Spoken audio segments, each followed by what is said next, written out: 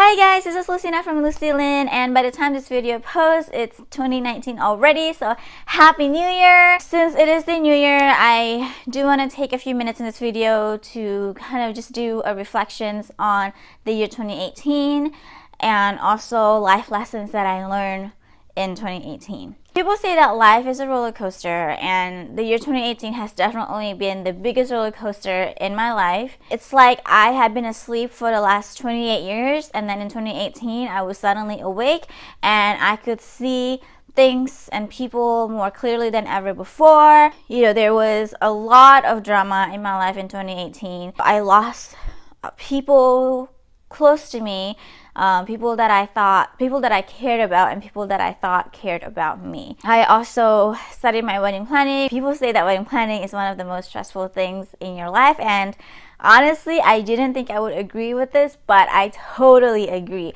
But I think that's probably because of all the drama that I had to deal with as well, on top of wedding planning. But on the upside, at the end of all of those drama, I feel more independent. I gain a couple new friends who are awesome, and they're the kind of friends that I can see myself being friends with for, many more years in the future. I also want to take this opportunity to give a big shout out to my friends, my fiance, and my family who have been there for me in 2018, all through my ups and downs, all through my tears and my rants, and just basically all the drama that I was going through. I could not have gone through 2018 without you guys, so I'm so grateful to have all of you guys in my life. I don't have to name names. I think you know who you are, and yeah, I really don't know what I would have done if I didn't have you guys with me in my life. I gained some very important life lessons. These are life lessons that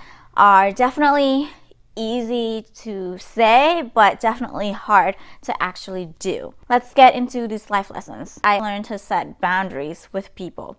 So I'm naturally a people pleaser. I'm also by nature, I don't like conflicts. Before, I tend to run away from conflicts. I tend to avoid conflicts, even if that meant that I had to, say, agree with someone that I completely disagreed with, or not stand up for myself. So for so many years, I did things to please other people, to a point that I was not pleasing myself, to a point that I was becoming unhappy. And I felt like I didn't make the right decisions, but I made those decisions anyway to please certain people. In 2018, I realized that we can't live like this. We can't live always trying to please other people, because if you live like that, you will never be good enough. There are people who recognize the things that you do for them, and they are very appreciative about it, and they don't try to take advantage of your kindness.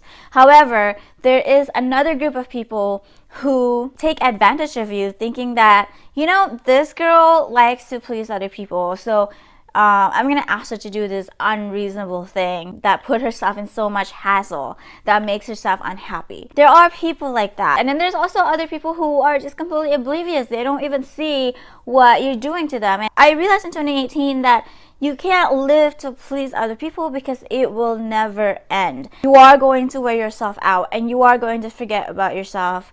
You are going to forget about your own happiness. But of course, don't love yourself too much to the point that you're not considerate of what other people want and feel. Now, if it gets to that point, then that gets to be too selfish. So there is a balance between loving yourself and being considerate to others. And if I learned anything from my life over the last 29 years, is that it is very hard to find that balance where you love yourself just enough that you're still being considerate to other people.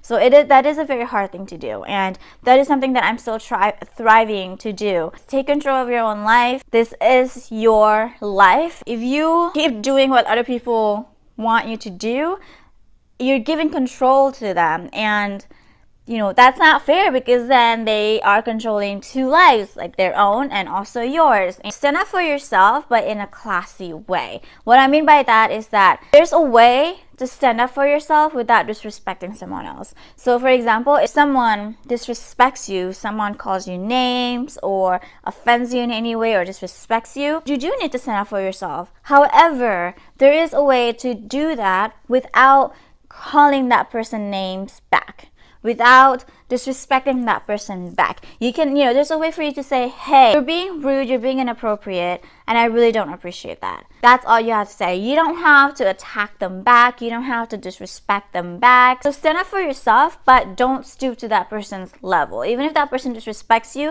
do not stoop to that person's level. Because if you did the same thing, then you're just as bad as that person, right? You need to be the better person. And in order to do that, you need to take the high road while still standing up for yourself.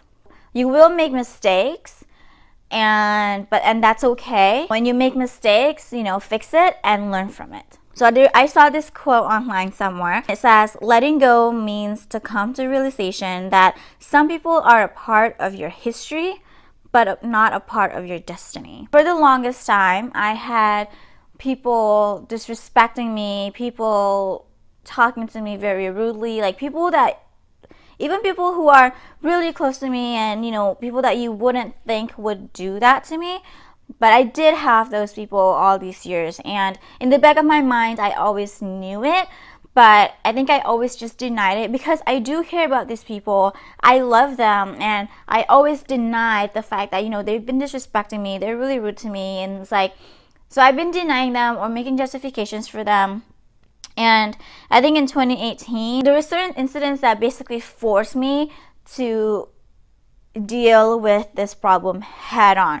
It forced me to see these people for who they really are. It forced me to, stop denying that, what they've been doing to me, or how they've been treating me all these years, have been completely wrong. I called them out on it to explain to them that, hey, I want you to just respect me. I know I'm different from you, and I am human. I will make mistakes. There may be times that my words may offend you, but I don't do it intentionally. I never do these things intentionally, and I just wanted them to trust that. But unfortunately, they refused to accept me for the way I am, and they refuse to stop trying to mold me into the person that they've always wanted me to be. I can only be who I am. I mean, I can be a better version of who I am, but I can't be someone else. In 2018, I accepted the fact that I'm not the kind of person that, these people want me to be, and the fact that they refuse to accept me for who I am, that doesn't work for me. I am so very grateful for everything that they've done for me. I'm still, very grateful that I met them. But at the same time, if they can't accept me for who I am, and if they're not being sincere about being nice to me, then I can't have them in my life. I can't have that kind of drama in my life, and I can't have that kind of negativity in my life. And so I made the very, very difficult decision to cut them off, and decided to live my life without them. And it still makes me sad, even now, just thinking about it and talking about it, but that is what it is. And honestly, at the end, I do feel more relieved, and I feel more independent, and I feel like I can be myself without these people judging me for it, or insulting me for it, or disrespecting me for it. So don't be afraid to be yourself. Like I said, you can be a better version of yourself, and I personally think that you should always strive to be a better version of yourself, but you can't be someone else. And when you are trying to be a better version of yourself, just make sure that the definition of a better version of yourself is your own definition and not someone else's definition. Last but not least, I also want to say that in 2018, in Indonesia, in my home country, there was a lot of catastrophes. There were 2 tsunamis, and on top of those, there was also a major plane crash that killed, I think, over 200 people. Before that, there was a couple ships that sank. A lot of people's lives were taken away. My prayers definitely go out to all the victims and the families of these victims of these catastrophes. My own family is still in Indonesia, and I still have some friends in Indonesia. So please be safe, and for those families of victims of these catastrophes, please stay strong. I'm praying that 2019 would be a much better year for Indonesia. So that is it for my 2018 reflections. Let me know in the comments below what you think of these life lessons. If you have any stories, anecdotes that you want to share, please share them in the comments below. I love reading people's stories. People's stories inspire me, and I promise I will respond to your comments. So I hope you guys enjoyed the video, and thank you for watching. Don't forget to like, subscribe, share, and comment. I will see you guys in the next video. Bye guys!